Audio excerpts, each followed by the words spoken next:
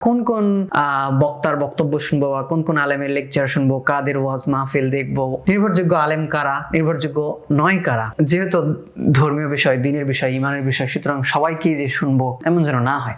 কারণ সব জায়গা থেকে শুনলে, সব জায়গা থেকে দেখলে, সব জায়গা থেকে দিনই ইলম হাসিল করলে দেখা যাবে যে অনেক রকম বৈপরীত্য আসবে, বিপরীত ধরনের কথা আসবে, আমি পেরেশান হয়ে যাব। এই কারণে আমার করণীয় কি?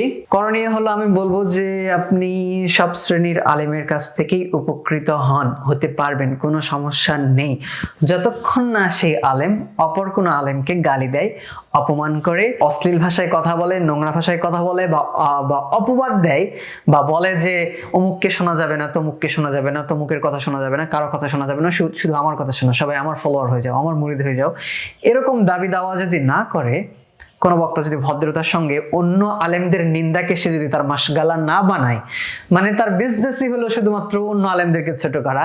কেউ কোরআন জানে না, কোরআন মানে না, কেউ হাদিস জানে না, হাদিস মানে না, তার কাছেই শুধু আছে কোরআন, তার কাছেই আছে সুন্নাহ, তার কাছেই আছে হাদিস, এরকম এ জাতীয় কথা যারা বলে, অন্য আলেমদেরকে যারা সম্মান করতে জানে না, আমি বলবো আপনি তাদের কথা না শুনলেই ভালো। কারণ তাদের কাছ থেকে আপনি যা শুনবেন তাতে আপনার যতটুকু কল্যাণ হবে, 2-4টা মাসালা দিয়ে শিখবেন, 2-1টা হাদিস শুনবেন, শিখবেন, 2-1টা আয়াত শিখবেন, এর চেয়ে বেশি শিখবেন ঘৃণা, বিদ্বেষ এবং অহংকার।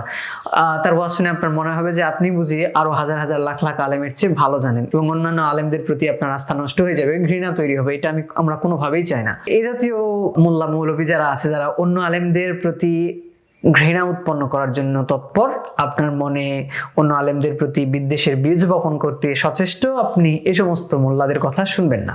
আর যদি শোনেনও, তাহলে এই কথাগুলো শুনবেন না।